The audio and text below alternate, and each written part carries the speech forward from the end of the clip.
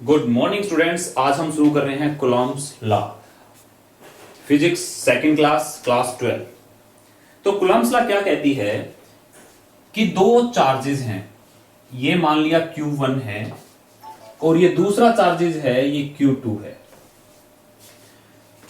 और इन दोनों के बीच में जो दूरी है, इन दोनों के बीच में जो सेपरेशन कह सकते हैं, ये R है। यहां से यहां तक का डिस्टेंस R है।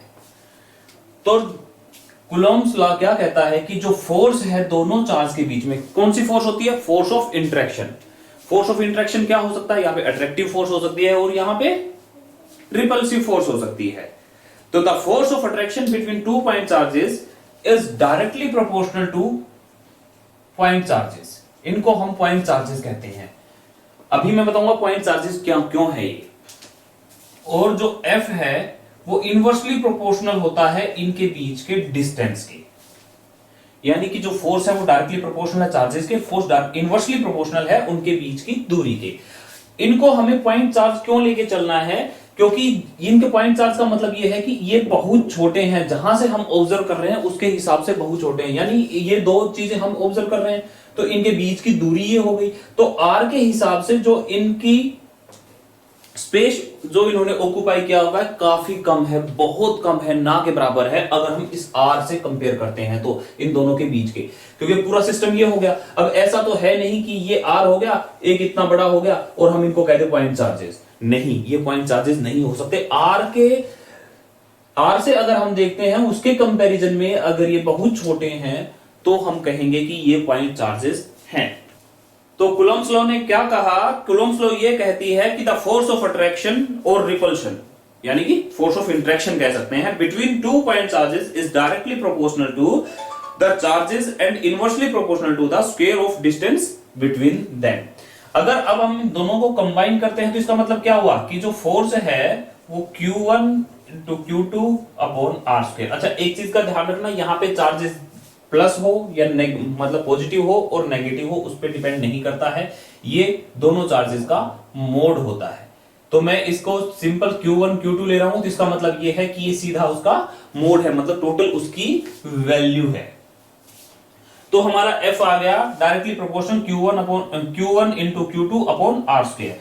अब हमें अगर प्रोपोर्शनलिटी कांस्टेंट हटाना होता है तो हम क्या करते हैं? किसी ना किसी कांस्टेंट को लेके आते हैं। तो हम लिख देंगे F is equal to K into Q1 Q2 upon R square. हमें पता है R इन दोनों के बीच का डिस्टेंस है, Q1 एक पॉइंट चार्ज है, Q2 दूसरा पॉइंट चार्ज है, K यहां पे क्या है? Proportionality constant, electrostatic force constant. और जो इस K की वैल्यू होती है ये किसी मीडियम पे डिपेंड करती है। जिस मीडियम के अंदर ये दोनों चार्जेस हैं Q1 और Q2, उस मीडियम पे ये डिपेंड करता है, डिपेंड्स ऑन मीडियम। अगर हम इसकी वैक्यूम के अंदर वैल्यू देखते हैं, अगर K की वैल्यू वैक्यूम के अंदर ली जाती है तो वो ली जाती है 9 इंटू 10⁹9। अब इसकी यूनिट क्या होगी? अब हमें पता है फोर्स की यूनिट क्या होती है? न्यूटन। K की यूनिट हमें निकालनी है तो हम K को K रखते हैं। Q1 और Q2 की यूनिट क्या होगी? कुलाम, कुलाम, तो कुलाम स्क्वायर हो गया। R यानी कि मीटर स्क्वायर हो गया। हम ऐसा ही सिस्टम में लेके चल रहे हैं। अगर अब हम यहां से K की यूनिट निकालेंगे तो metre square, newton metre square और कुलाम स्क्वायर डिवाइड होगा अपॉन कुलाम स्क्वायर, या लिख सकते हैं न्यूटन मीटर स्क्वायर कुलाम पर कुलाम स्क्वायर। तो इसकी यूनिट आ गई न्यूटन मीटर स्क्वायर पर कुलाम स्क्वायर।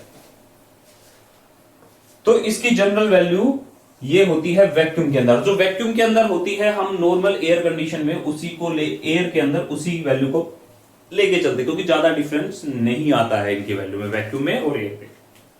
हमने पढ़ा कि जो फोर्स है वो डायरेक्टली प्रोपोर्शनल है Q1 Q2 के और इनवर्सली प्रोपोर्शनल है R स्क्वायर के। अब अगर मैं किसी चार्ज को डबल कर दूं, मान लो मैंने Q1 को डबल कर दिया, ये 2Q कर दिया, ये डबल कर दिया, Q1 को क्या कर दिया? डबल कर दिया। Q की जगह मैंने अब 2Q1 कर दिया चार्ज को।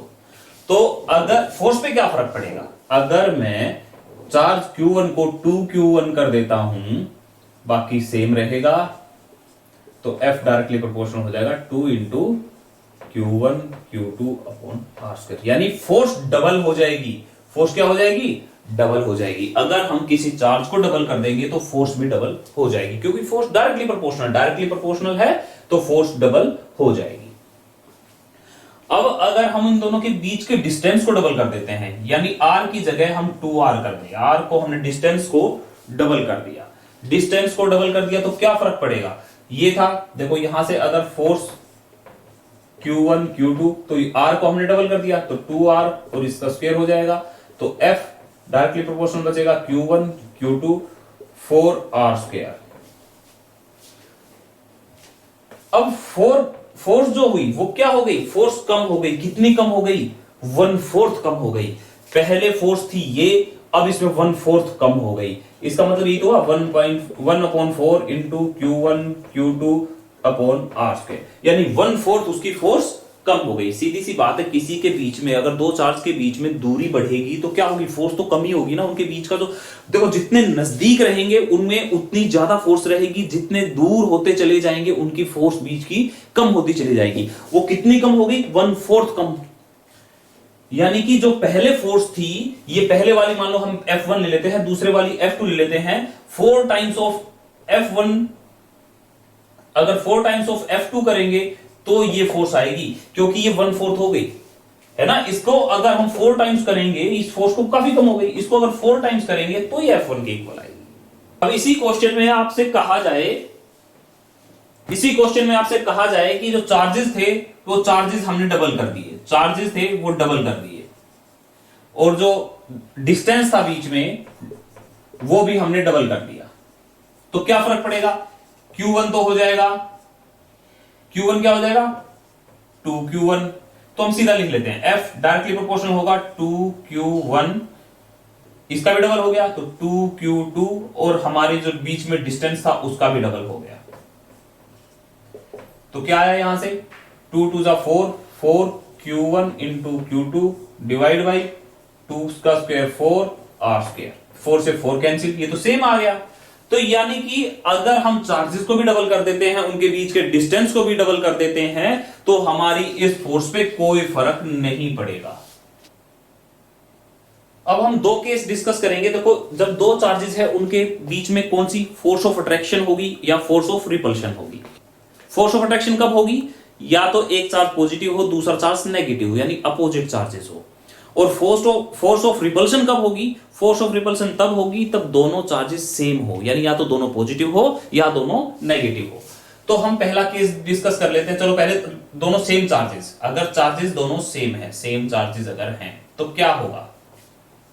हम प्लस का लेके चल लेते हैं, सेम माइनस के लिए है।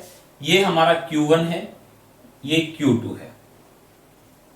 अब Q1 और Q2 के बीच की जो सेपरेशन है ये हमारी R है, यहां से और यहां तक, ये टोटल R उनके बीच की सेपरेशन है। अगर हम नॉर्मल फोर्स देखेंगे, हमें पता है कि फोर्स होती है K into Q1 into Q2 upon R square, ये होता है। अब दोनों तरफ फोर्स लग रही है, देखो फोर्स, अब दोनों सेम चार्जेस है, सेम चार्जेस है तो क्या होगा? दोनों एक दूसरे को भगाएंगे, रिपेल करेंगे, यानी कि एक तो भागेगा इधर और दूसरा भागेगा इधर, दोनों में मूवमेंट आ जाएगी, दोनों को, वो इसको रिपेल करेगा और उसको रिपेल करेगा, एक दूसरे को रिपेल करेंगे। अब हम इस फोर्स को मान लेते हैं कि फोर्स ऑन चार्ज 1, पहले जो लिखते हैं force on charge 1 due to charge 2, इसको लिखने का तरीका ये है। इसको हम बोलेंगे force on charge 2 due to charge 1, तो ये इसका नोट करने का तरीका है। अब मैं आपको साथ साथ वेक्टर फॉर्म में बताऊंगा कि वेक्टर फॉर्म में हम फोर्स को कैसे लिखेंगे। अब अगर यहां से यहां तक, अगर मैं इधर से उधर जाऊंगा तो मुझे पता है हम ये R12 यूनिट वेक्टर होगा। अगर इधर से मैं इधर जा रहा हूं, R12 इस डायरेक्शन में यूनिट वेक्टर होगा। अगर R21 की मैं बात करूं तो वो इस डायरेक्शन में 2 से 1 की तरफ, 2 से 1 की तरफ, सेकेंड चार्ज से फर्स्ट चार्ज की तरफ जो हमारा यूनिट वेक्टर है वो R21 है, और जो फर्स्ट चार्ज से सेकेंड चार्ज की तरफ है वो R12 यूनिट वेक्टर है। तो अगर मैं इसको वेक्टर की डायरेक्शन में लिखूं, मुझे देखो वेक्टर अगर मैं इसको बनाता हूं तो मुझे इसको भी डायरेक्शन देनी पड़ेगी, और वो डायरेक्शन हमें किससे पता चलेगी? वो इस यूनिट वेक्टर से पता चलेगी। अब अगर बात करता हूं मैं फोर्स 1 2 की, यानी force on charge 1 due to charge 2, यानी कि इस चार्ज की वजह से इसके ऊपर फोर्स है, इस चार्ज की वजह से इस चार्ज के ऊपर फोर्स जो है वो है F12। तो अब क्या हो जाएगा K Q1 Q2 अपॉन इन दोनों के बीच का जो सेपरेशन है वो R² तो है। साथ में अब इस चार्ज की इसके ऊपर फोर्स है, तो इस चार्ज का इससे सेपरेशन यानी इसी डायरेक्शन में, ये क्या हो गया हमारा R21 यूनिट वेक्टर। तो ये हमारी वेक्टर फॉर्म आ गई। अब अगर हम F21 निकालेंगे यहां से तो वो आएगा K Q1 into Q2 upon R2। अब ये F सेकेंड चार्ज में इसकी वजह से सेकेंड चार्ज के ऊपर फोर्स है, तो इधर से हम इधर जा रही है फोर्स इसकी वजह से है, तो इसकी वजह से जो यूनिट वेक्टर होगा वो कौन सा होगा R12 यहां पे यूनिट वेक्टर होगा। और हमें क्या पता है, देखो R21 और R12 ये सॉरी यूनिट वेक्टर हेड लगाते हैं ना, तो ये क्या है, ये एक दूसरे के अपोजिट है, यानी कि अगर इसमें माइनस का साइन लगाते तो दोनों क्या हो जाएंगे, इक्वल हो जाएंगे। तो हम अगर इसको लिखना चाहे तो क्या लिख सकते हैं, -R21, माइनस आगे चला जाएगा यहां से यहां आ गया, और ये क्या बन गया पूरा, ये बन गया -F12 आ गया ये। यानी कि यहां से क्या पता चला कि जो force on second charge due to 1 वो अपोजिट होती है force on charge 1 due to charge 2। यानी फोर्स क्या है, एक दूसरे के इक्वल एंड अपोजिट है। हमें क्या पता चला कि ये दोनों फोर्सेस एक दूसरे के इक्वल एंड अपोजिट है। अब हम सेकंड केस लेके चलते हैं कि दोनों अपोजिट चार्जेस हैं, दोनों अपोजिट चार्जेस हैं। अपोजिट चार्जेस हैं तो क्या होगा, ये फोर्स इधर होगा, ये फोर्स इधर, क्योंकि एक दूसरे को अट्रैक्ट करेंगे तो एक दूसरे की तरफ होगा। ये force on charge 1 due to charge 2, ये force on charge 2 due to charge 1। Same वैसे ही अगर यहां से हम F12 निकालेंगे तो क्या होगा, कि चार्ज 1 इंटू चार्ज 2 अपॉन उनके बीच का सेपरेशन का स्क्वायर R2 का स्क्वायर, और क्या होगा यूनिट वेक्टर, देखो हम चार्ज 1 की तरफ आ रहे हैं। अब F12 की बात हो रही है, F12 किस डायरेक्शन में एक्ट कर रहा है, इस डायरेक्शन में यूनिट वेक्टर क्या है R1। दूसरा F21 Q1 Q2 upon R², इस डायरेक्शन में F21 की डायरेक्शन में यूनिट वेक्टर क्या है R21। यहां तक क्लियर है। हमें पता है ये दोनों एक दूसरे के अपोजिट होते हैं, माइनस लगा के अगर करेंगे तो हमें पता क्या चला कि जो फोर्स है वो इस केस में भी एक दूसरे के इक्वल एंड अपोजिट है। तो टोटल क्या हुआ, कंक्लूजन क्या पहुंचा कि जो कूलॉम फोर्स है वो न्यूटन्स थर्ड लॉ को ओबे करती है। न्यूटन्स थर्ड लॉ क्या कहती है कि for every action there is equal and opposite reaction. तो यहां पे हर फोर्स के लिए अगर ये फोर्स इस पे इतनी फोर्स लगा रहा है तो ये भी उस पे उतनी ही फोर्स लगा रहा है, और दोनों एक दूसरे के अपोजिट लगा रहे हैं। ठीक है, इक्वल एंड अपोजिट फोर्सेस है दोनों, तो ये न्यूटन्स थर्ड लॉ को ओबे करता है। अब हम पढ़ेंगे forces between two charges in term of their position vector. हमने लास्ट क्लास में यानी 11th में हमने वेक्टर्स के बारे में काफी पढ़ा है, बस उसी से रिलेटेड हम अब काम करने वाले हैं। तो सबसे पहले तो हम एक्सिस ड्रॉ कर लेते हैं।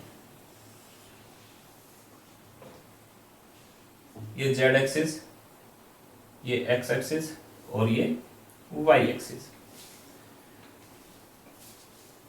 अब यहां पे दो पॉइंट चार्जेस हैं, एक पॉइंट चार्ज ये है, एक पॉइंट चार्ज ये है। ये मान लिया Q1 ए पोजीशन पे है और बी पोजीशन पे Q2 चार्ज है। ये दो चार्ज हैं, एक ए पोजीशन पे, तो ये हमारा क्या है O, और ये वाला अगर कनेक्ट करेंगे यहां से यहां तक का पोजीशन वेक्टर, और एक यहां से यहां तक का पोजीशन वेक्टर। तो ये पोजीशन वेक्टर जो होगा, और ये पोजीशन हमने मान लिया ये R1 पोजीशन वेक्टर है और इसका R2 पोजीशन वेक्टर है। इन पॉइंट जहां पे लाई करते, पॉइंट चार्जेस जहां पे लाई करते हैं, ये हमारा पॉइंट था A और ये पॉइंट है B। अब इन दोनों के बीच में जो डिस्टेंस है,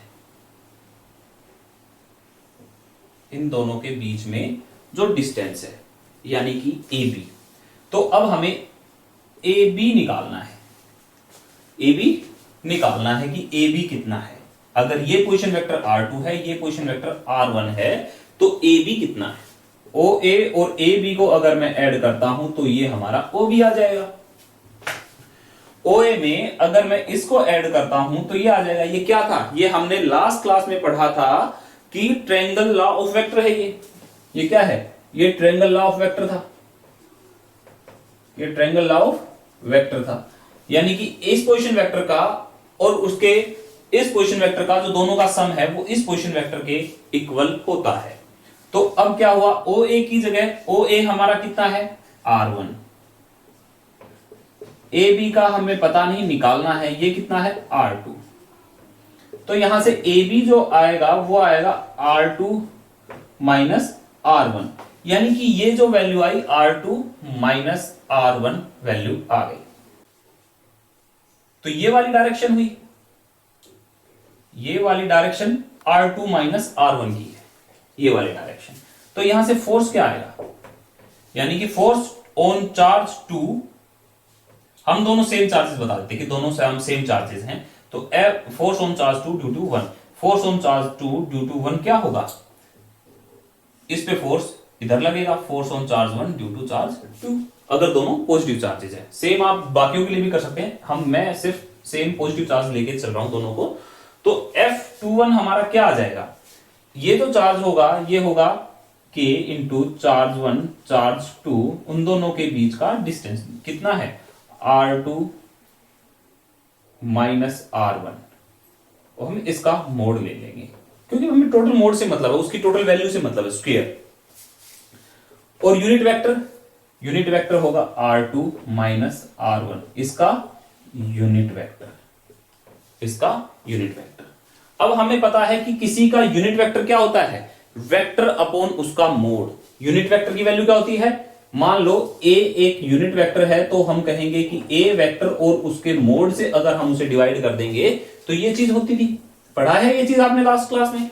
तो सेम चीज हम यहां पे करने वाले हैं कि Q1 Q2 upon R2 minus R1 mode इसका स्क्वायर इंटू ये हो जाएगा R2 minus R1 upon R2 minus R1 इसका मोड। ऊपर दोनों वेक्टर का डिफरेंस, नीचे उन दोनों का मोड। ये क्या आ गया, K Q1 Q2 upon R2 minus R1 का मोड, और इसका क्यूब हो गया, स्क्वायर था और एक इधर है तो ऐड हो गया R2 माइनस R। ये पोजीशन वेक्टर की फॉर्म में हमने F21 को निकाल दिया। F12 निकालना हो तो क्या होगा,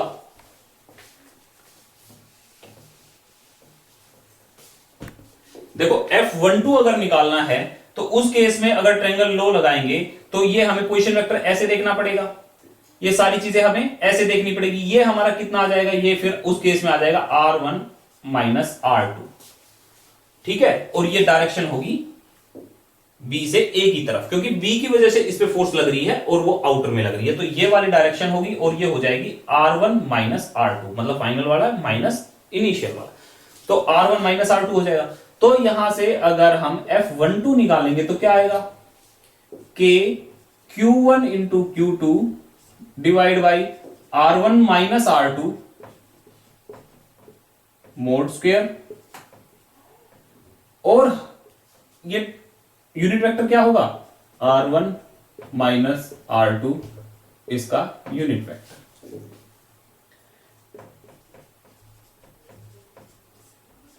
यहां से ये इस मोड का स्क्वायर है, इसको हम अगर यूनिट वेक्टर को इस फॉर्म में लिखेंगे तो क्या हो जाएगा R1 minus R2 divide by mode of R1 minus R2, दोनों सेम है तो पावर्स ऐड हो जाएंगी। K Q1 Q2 R1 minus R2 divide by R1 minus R2, ये वेक्टर है और इसका मोड का क्यूब।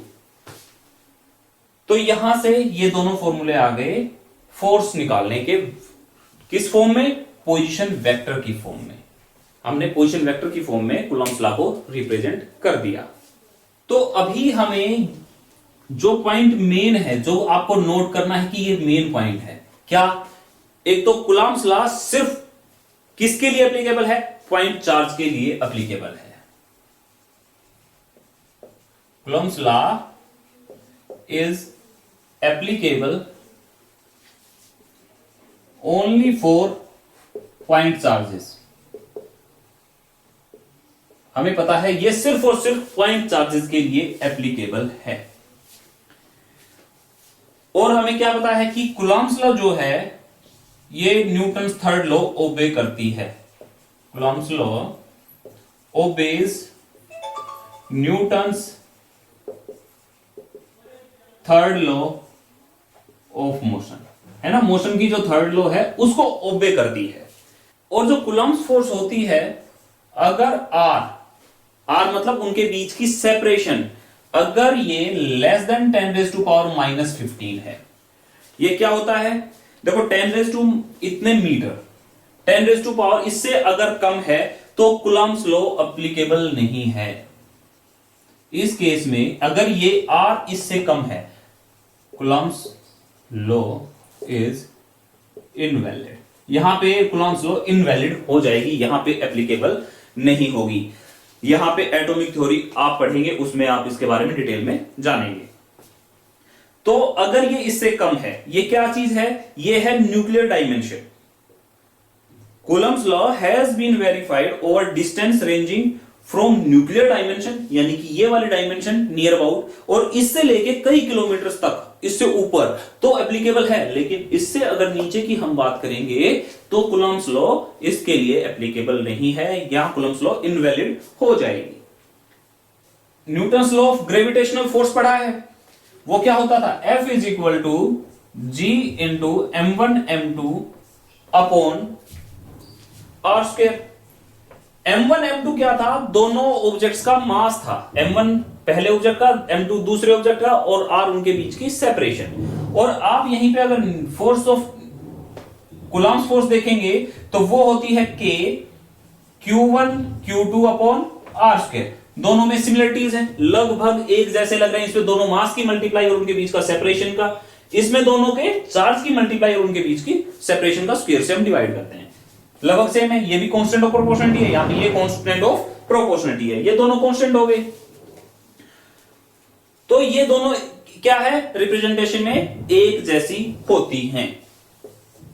अब अगर हम पांचवा पॉइंट कि भाई ये दोनों एक जैसी है तो क्या फोर्स भी दोनों बराबर है, नहीं। जो ये वाली फोर्स है ये बहुत ज्यादा होती है, यानी कि जो इलेक्ट्रोस्टैटिक फोर्स जो है, electrostatic force is much more powerful than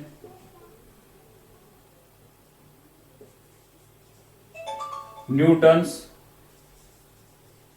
gravitational force.